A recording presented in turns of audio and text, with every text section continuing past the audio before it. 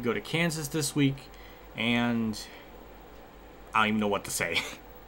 It was, I guess we'll just start from the beginning of the race. So, I have it here on my notepad. I have a script, holy crap. Stage 1, nothing happened. Literally, Harvick led, and I guess a green flag pit stop happened, or a competition yellow, and something happened. Then Blaney got the lead. I zoned out. And Jimmy and Suarez, I believe, had loose wheels, which I guess is just something to note because Suarez has been like having issues with pit road incidents all season long, I guess. And Jimmy's supposed to be amazing, and he's not right now, so that's worth noting. At the end of the race, at the end of the stage, it was sort of interesting, but again, it's not because it's under like these, like, it's under a certain circumstance. It's not because it was like legitimately like good. It was just because there were lap cars in front of Ryan Blaney and the dirty air, and Harvick was closing, and that was the only reason why that stage was interesting, was because of that. Again, another instance where I wish that would have been a long green flag run and that would have kept going. We could have had a green flag pass for the lead, folks. That would have been something else, but no. We couldn't have that. But as far as the stage was concerned, that was interesting. That was the only noteworthy part that I can remember. Stage 2 is more of the same. We have the restart. Harvick leads for a long time. We have green flag pit stops. Everything cycles through, and Suarez and Brad now have loose wheels, so yeah, I don't know if he had one. I don't know if Suarez had anything in stage 1 or what, but Brad had a loose wheel, I remember that. And there was an actual green flag pass for the lead. There was. But Fox misses it. Fox misses it. No, it's not because of a commercial. Nope, they just miss it. They had the camera on it, and they just missed it. They switched to a different car, and they missed it. So, good job, Fox, for missing a green flag pass for the lead. It should be like a televised pay-per-view event when somebody takes the lead under green flag under a mile and a half, and that happened, but we missed it. So thanks. So then we have Larson pretty much just cruising, just pulling away, and the only thing that made stage 2 worthwhile was seeing Larson use the high lane and making passes. He was the only driver I've seen to just absolutely haul ass throughout this entire stages and race so far. It's just, he was one of the most interesting and fascinating people to watch. Just how he drives, it's just insane, and it's just awesome. So that, along with, well, Fox missing the green flag pass for the lead, that was just kind of funny. But if we're going to talk about the race itself, then yeah, Larson making passes was the only thing that was noteworthy. And yeah, but yeah, I don't know. It's just weird because, the whole Chevy's having issues and all that. Or Camaros, I'm sorry. Yeah, it's weird because Larson's in a Camaro and he's doing good. So, I don't know. I guess it's a Hendrick thing. I don't know. I don't know. So then we go to stage 3. And nothing happens. I have nothing going on. Larson leads. We have green flag pit stops. And I remember Austin Dillon staying out earlier in, I think, stage 1 or 2.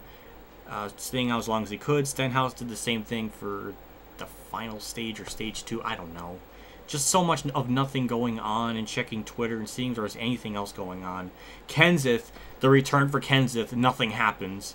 I think Trevor Bayne would have actually done better in the car. Actually, if you look at his Trevor Bayne stats, the last 2 races at Kansas, he got 10th in the spring one, but that was a shit show sort of situation where cars exploded. So I don't know if that is completely justified. And then in the fall, he got 20th. And Trevor Bayne's best mile and a half finish was 12th at Texas, and that was kind of a mess of a race with tire blowouts. So Kenseth did next to nothing. It was sad. I know Roush is not that amazing. I was expecting top 15, maybe top 20. But he was running like 26th, 28th all race. So that was sad. That was depressing. And it was not fun. And then for the longest time in all stage 3, nothing's going on. It's just, we're just going through the motions.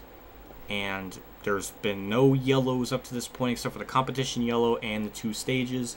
And other than that, it's been green flags. So it's been, I would love to say it's been riveting, but just there was just a whole bunch of nothing going on.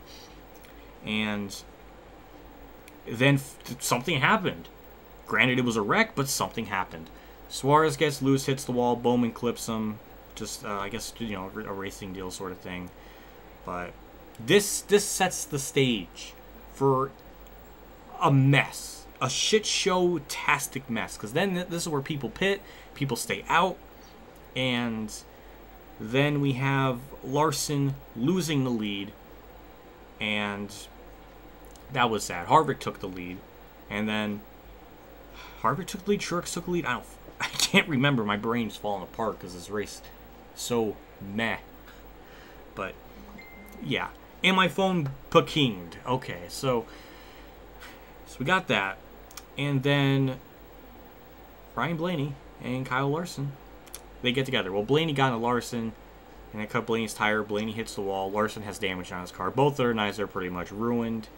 Well, Blaney's night's more ruined, but yeah, that sucked. I like both of them, so that sucks seeing both of them out of the race. But again, this set the stage for another just amazing, crazy race.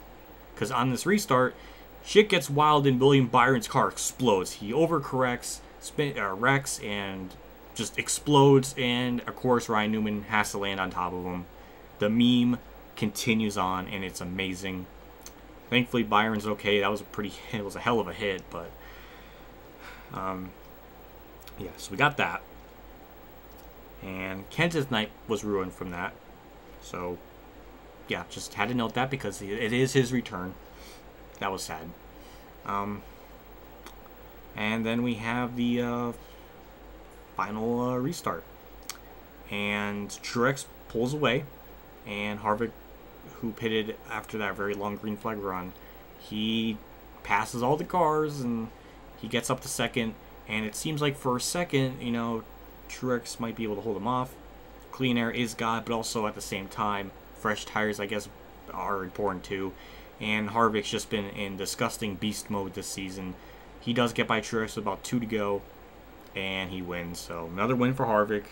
I would like to be happy, but I don't like Harvick, but the finish was at least cool. That was kind of cool. I was thinking Truex would pull away, but no. So that was neat. Man, this race was like right in the middle of the road for such a long time. Nothing goes on, nothing's happening, and even there's really no interesting pit strategies that were happening through like these stages, because it's you make one stop and you're good to go all the way to the end. So there wasn't much of that. Except for, you know, Dillon and Stenhouse staying out for a long time. But it amounted to nothing because they just didn't catch a lucky break. Larson was like one of the only people I saw just making all these moves and passes. That was like entertaining to watch. And the finish, that was about it. The race would probably be a 3 out of 10, but those 2 things bump it up to a 5. So yeah. Those 2 instances sort of saved the race, in that case, from being below average to just average. Again, another, you know, horrible case of the 1.5 miles being just terrible. It was not as bad as Vegas, but then again, Vegas is like the absolute pinnacle of shit. So I guess there's that, if that's anything to take away from it. Had those 2 incidents not happened, it probably would have been just a 3 out of 10 for me. But that's really, or maybe a 4, because Larson was the only one doing something. So yeah, I don't know. I got nothing much more. Maybe the All-Star race will be something. I don't know. I know they have the aero package sort of thing, so maybe instead of it being a 0, it could be a 2. Oh god, that would be like the best All-Star race in like 10 years. Well, the 2016 one was good despite the funky rules they had, but other than that, I can't name a better one. I don't know. That was just a middle of the road race.